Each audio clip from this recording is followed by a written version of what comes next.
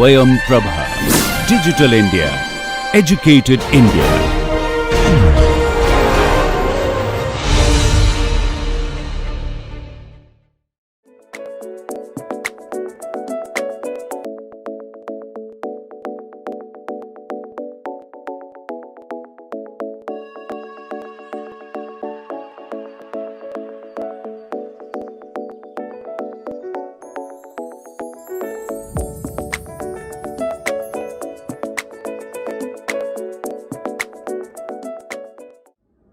Welcome to lecture 2 of module 2. In the lecture today, we are going to cover the topics such as seismic spectrum, seismogram rotation and spherical waves. So these are the concepts that we are going to cover today. Before we even delve into today's lecture, we are going to have a recap of the previous lecture, and then we will see how the seismogram can be rotated in order to have SV and SH wave energy coming concentrated onto the radial and the transverse component respectively. Then we will talk about the various frequencies that are being used in earthquake seismology, reflection seismology, and also in the crustal deformation. Then we will be talking about spherical waves solution, and then we will provide a summary of today's lecture. So this is the recap of previous lecture. So we in the previous lecture learnt about stress, and stress is force per unit area, and that is a 3/3 tensor. We also did an overview of parameters that describes the harmonic waves, and then we moved upon to talk about the traction vector, which is surface force per unit area on a given plane with a given normal, and its equation or expression is T is equal to sigma dot n cap. So traction vector is a function of unit normal vector, and its direction is in the direction of the force on the surface. In matrix form, this stress tensor sigma ji looks like this, and then the traction vector can be found out using the Cauchy's stress theorem, and then that can be expanded into this form. And then the relationship in terms of Lami's constant for Hooke's law was something like this, where this delta Ij was Kronecker delta function, and the theta is the dilatation constant, dilatation term, and Eij is the strain tensor. Then we saw the expression for equation of motion. Here the two terms were there, the surface forces and the body forces, that were basically equal to the mass into acceleration. In the continuum mechanics, the mass is converted to the density, and this is basically the spatial derivative of the stress tensor, that is summing to the body force term and then giving rise to the acceleration in the system.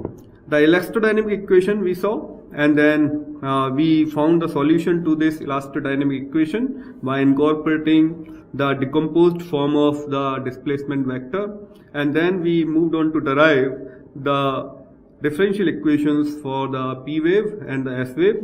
The P wave velocity we found was in terms of lambda and mu under root lambda plus 2 mu y rho, and we saw that the P wave velocities are the compressional wave velocity, where the particle motion is basically along the direction of the propagation of the wave. And the shear wave velocities, shear waves we found using this epsilon term, and this is del square epsilon x comma t is equal to 1 by beta square del square epsilon x comma t by del t square, where the velocity of shear wave is represented by beta, that is equal to under root of shear modulus by density. And then we talked about the wave number vector, which is represented by k vector. This is here, and that is basically equal to the modulus of k vector multiplied to the unit k vector, and that is in terms of angular frequency and the velocity is omega by alpha k cap, where alpha is the P wave velocity. Similarly, we defined the slowness vector, and it has the same direction as that of the wave number, and slowness vector is represented by s, small s vector. and that is equal to the s cap divided by c. C is the arbitrary velocity, that is equal to s cap by velocity is equal to s cap by alpha. This is alpha is for the p wave. Similarly, you can write the similar equation for shear waves. So alpha will be replaced by beta. In terms of we have incorporated this shallowness vector to find out the wave number vector, and the wave number vector then was equal to omega s vector. Particle motion of the p wave is parallel to the wave number vector. So we derived and saw that the displacement or the particle motion of the p wave is basically having only one non-zero term, that was in the x direction. That means when the wave is traveling in the x direction, you will be having particle motion in x direction only. Now the particle motion of the s wave we derived is the perpendicular to the wave number vector. That means if the s wave is traveling in x direction, then its particle motion will be in the y and the z direction. So only non-zero term you will get in the y and z direction. So now let's start the today's lecture. So in real application, what we generally see, the vertical component is represented by z-axis, and we consider the xz plane along the great circle path that basically connects the source and the receiver. So the plane waves that travels the direct path between the source and receiver will be lying in the xz plane. So if you look at this particular geometry, the figure, you can see there is surface. Here we have some receiver, and here suppose there is some source here. Then this source is basically emanating some energy, and the energy is basically, or the waves are traveling from here to the receiver to here. Then you can see, let's suppose p wave are traveling from the source location to the receiver location. Then the wave number vector for the p wave will be along the direction of the propagation of the wave, and the SV wave, you will see the particle motion for the SV wave will be perpendicular to the direction of shear wave direction. So let's suppose the p wave and s wave are traveling along this direction, then the SV wave will be in the direction perpendicular to this motion, this direction of the shear wave. And then this particular plane that you are seeing onto your screen, the plane of the screen is basically the xz plane, and the y plane along with the shear wave, sh wave energy will be lying, or you can say the sh particle motion will be happening, is basically the perpendicular to your screen.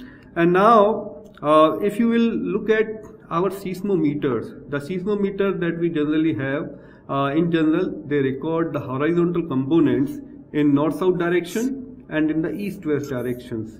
So basically these directions rarely correspond exactly to the SH wave and SV wave polarization. So what we aim to do is to have SH and SV wave energy concentrated onto the components of the seismogram that can be used to identify these SH and SV wave polarization.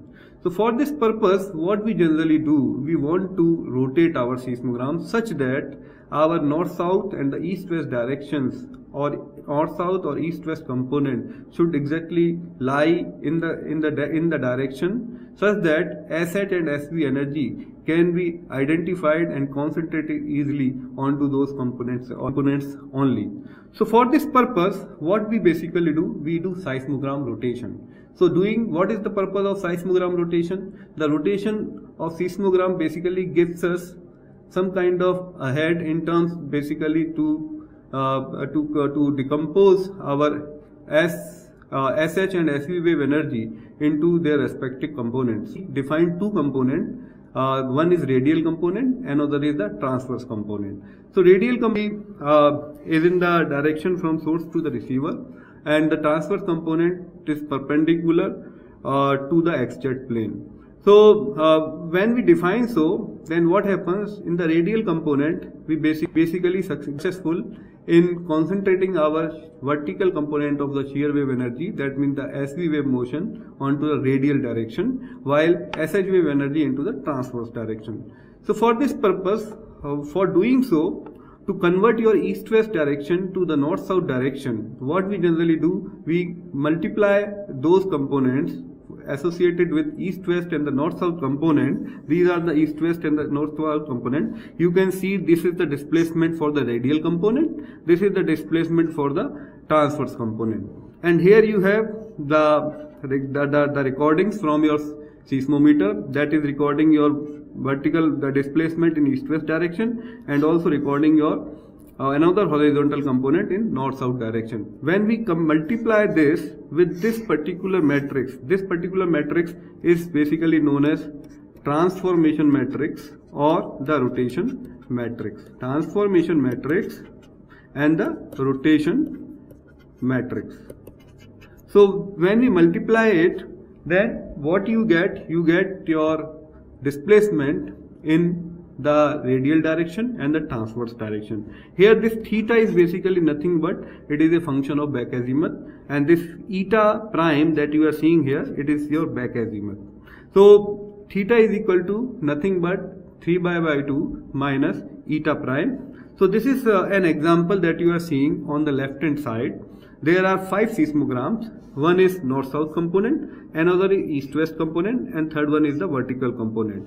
So these recordings are from a particular earthquake that happened in the Mariana Trench west of the Pacific Ocean, and the station which recorded this earthquake was basically 110 degree away. So we are defining the distance in degree, and if you want to see how many kilometers this earthquake is from the station location, then you can just simply multiply it by 111.2 kilometers. Then you may basically get the idea of how far this earthquake is from the location of seismic station.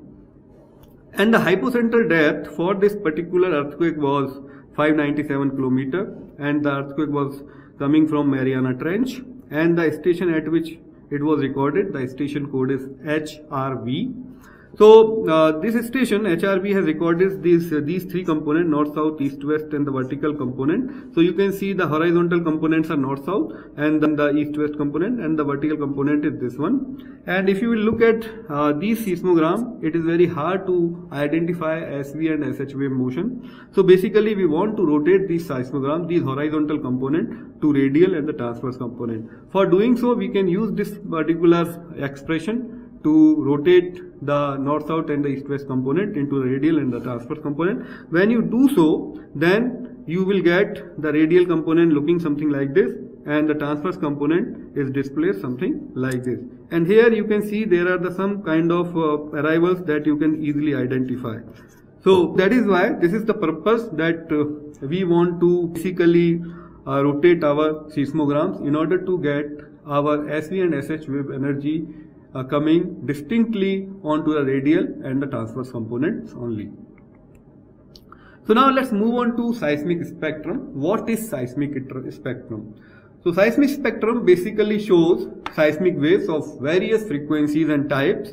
So basically, if you will look at this particular picture here, this is the seismic spectrum. You can see one spectrum is given in terms of the period, and another spectrum is given in terms of frequencies. So you know the inverse of the period is frequency.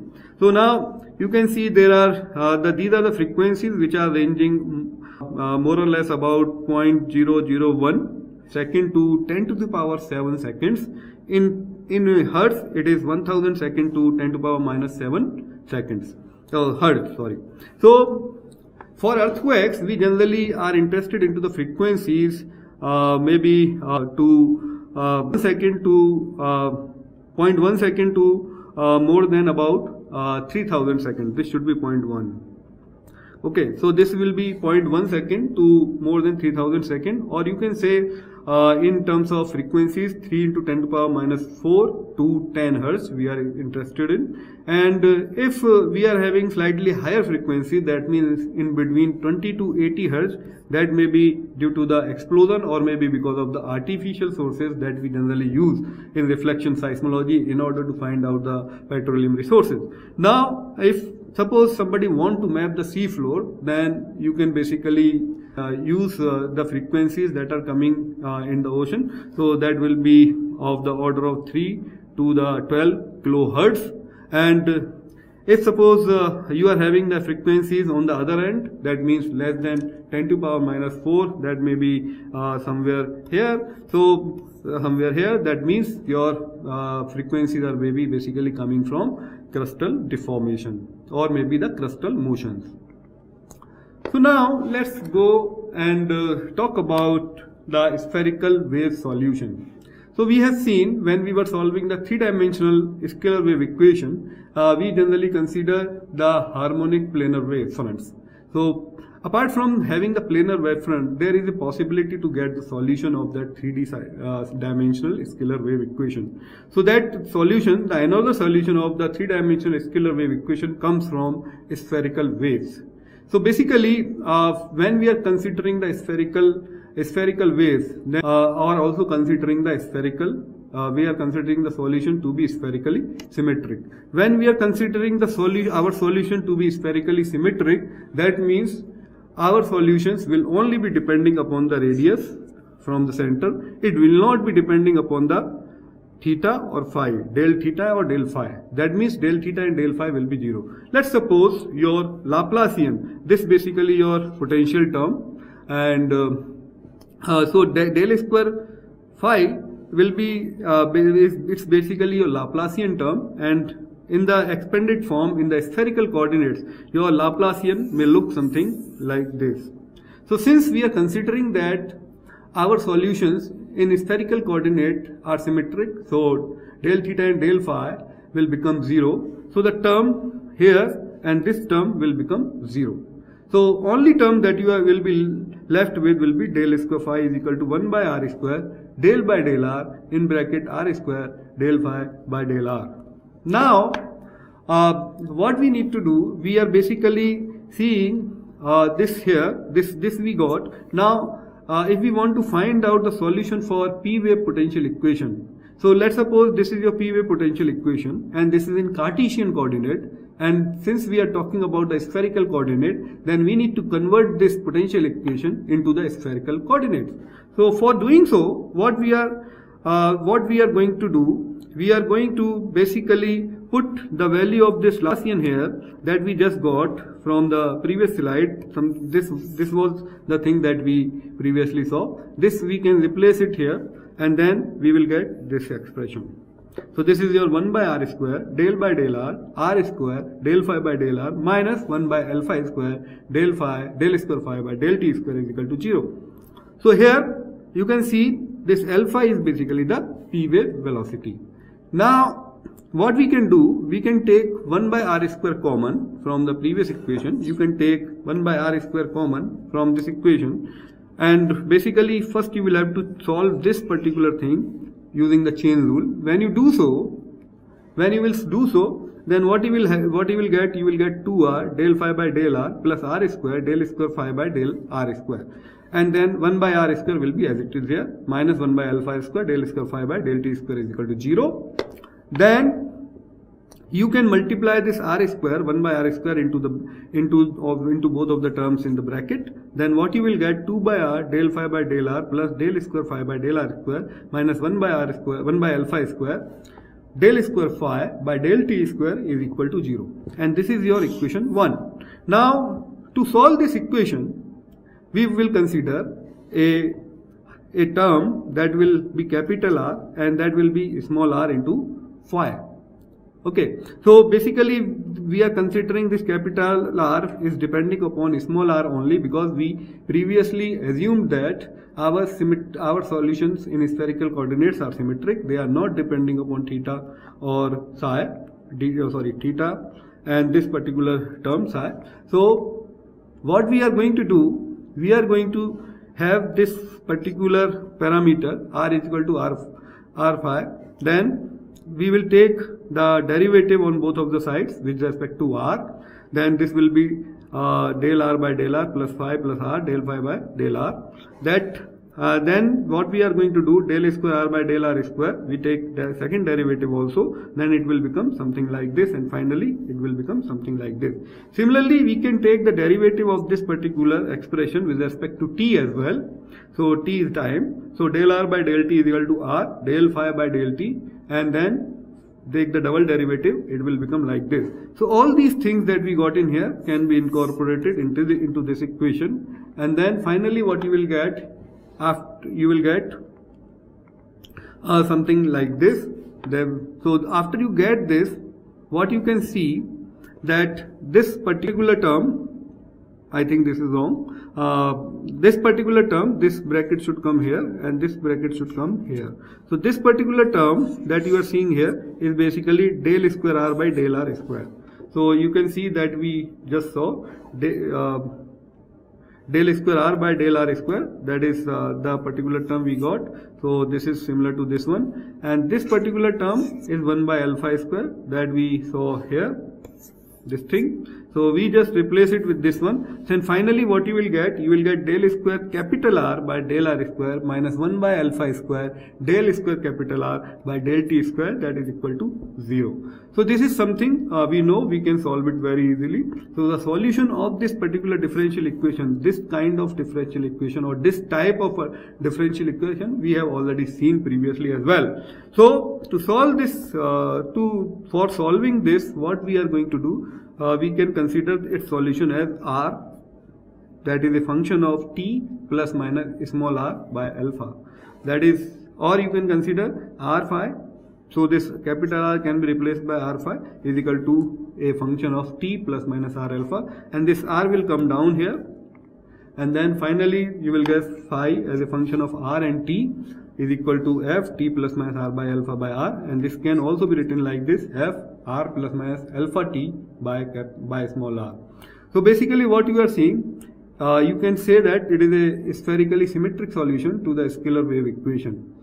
So to solve this kind of expression, these kind of solutions, we can also consider phi as a sine wave. So basically when we are considering phi is equal to 1 by r sine t minus r by alpha, this is the solution we are considering, and we know that the value of this sine will become maximum at pi by 2. So this, when it will become maximum at pi by 2, then we can track down the movement of the time as well. So let's suppose t minus r by alpha is equal to pi by 2. Then t will become pi by 2 plus r by alpha. So as soon as you will keep on increasing the value of t minus r by alpha to maybe 3 pi by 2 or maybe to 5 pi by 2 or 7 pi by 2, you will see that r will keep on increasing. That means as you are increasing t, that r is also increasing. If suppose you are taking this as a plus time, then what you will see, your r, as you increasing t, then your r will decrease. So this is the small values that we just prepared. So this is the value of the t. These are the value of r, corresponding value of r. So you can see as the t value are increasing from 2 pi to 3 pi by 2, then the value of r is also increasing. Likewise, if you go from 3 pi by 2 to 3 pi, then value of r is also increasing. That means for the negative term here, if suppose this is, you are having negative term here, this negative term is here, then value of r will increase with the increment in t. If suppose you have plus sign here, then you will observe that this value of r will decrease as you increase the value of t. So that means there are two kind of possibilities. One is for the negative sign and another one is for positive sign. So when you have negative sign, that means your wavefront is basically diverging outward from the source at the origin. If suppose your source is at r is equal to 0, then the wavefront, the spherical wavefront is diverging outward. That means if it is diverging outward, the amplitude is decaying per unit area on the wavefront, that will be proportional to 1 by r. And if you are considering positive sign, that means your spherical waves are basically incoming. Positive sign yields an incoming spherical wave. That means your amplitude is growing with, which is proportional to 1 by r, and basically converging at the origin. So basically, let's suppose this is your source. In case of negative sign, what will happen? Your waves will go like this. Wave fronts will keep on moving like this. So as you will move from the center to outward or diverging towards r is equal to greater than 0, as you move away from the origin, then your wavefronts are keep on growing. Similarly, the same thing, but little opposite will happen in the case of positive sign. Your r is equal to 0 is there, but your wavefront will be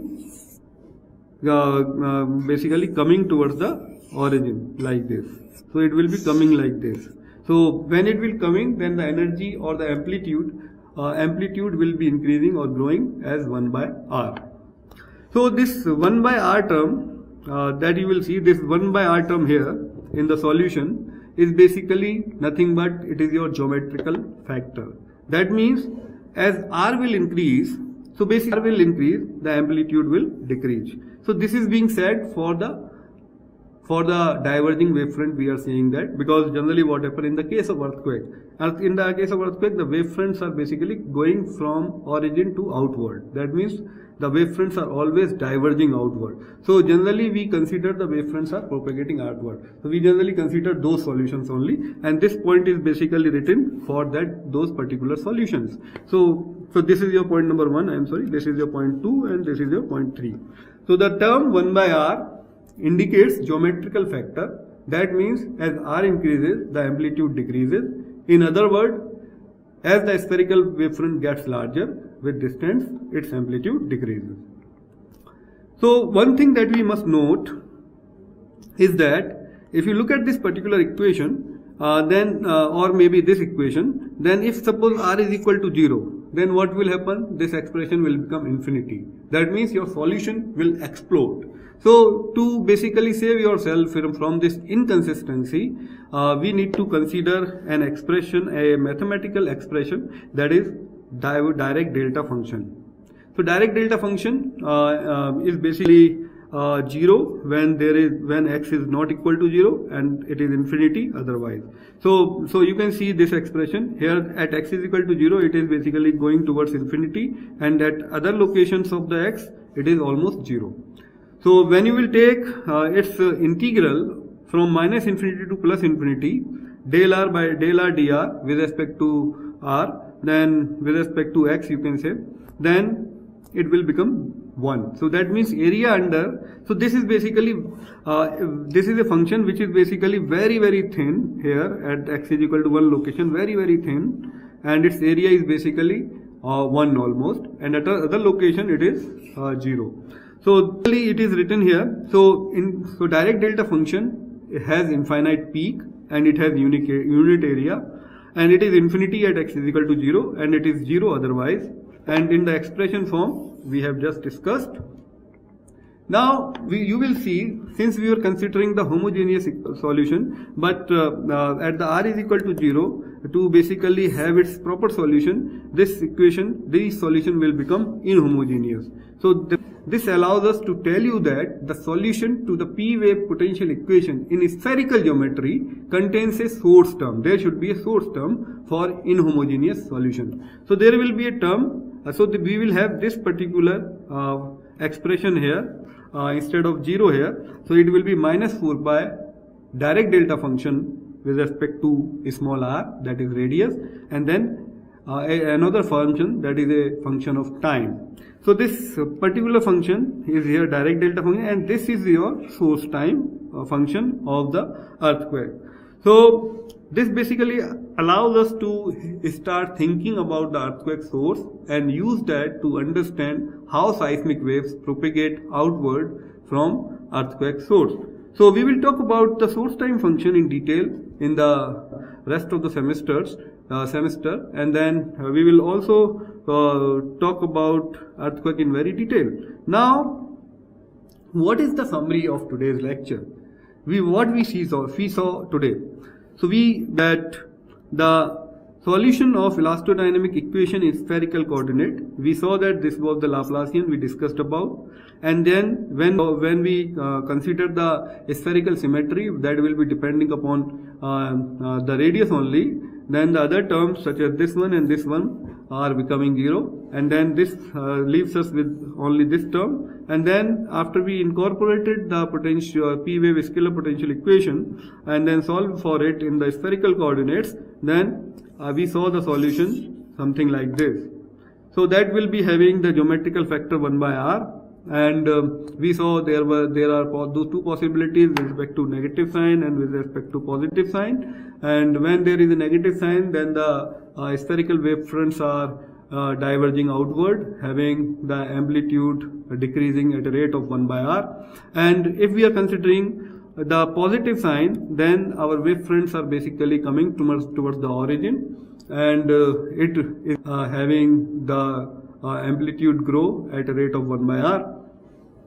And then that if there is r is equal to 0, then our solutions were becoming infinity and they were basically exploding. So we considered a mathematical function to solve this, that it was direct delta function, and which was nothing but is equal to 0 at x is equal to 0 and infinity at x is equal to 0. And then the area of the direct delta function was 1, and we solve it for the inhomogeneous solution to the P wave potential equation, and the final expression for the spherical coordinate system was something like this, where we had this direct delta function and the source time function as well. And we also basically, I think I forgot to put those points here. So we also saw the seismic spectrum, where we saw that various frequencies associated with the earthquake, reflection seismology, crustal deformations, and also we saw seismogram rotation, where we considered a rotation metric and the transformation metric to convert the components of the seismometers that are a horizontal component to the radial and the transverse component respectively. By doing so, we wanted to concentrate our SH and SV wave energy onto the transverse and the radial components respectively. So this is all for today's lecture. These are my references, and thank you so much. We will meet in the next lecture. Thank you so much. Bye bye.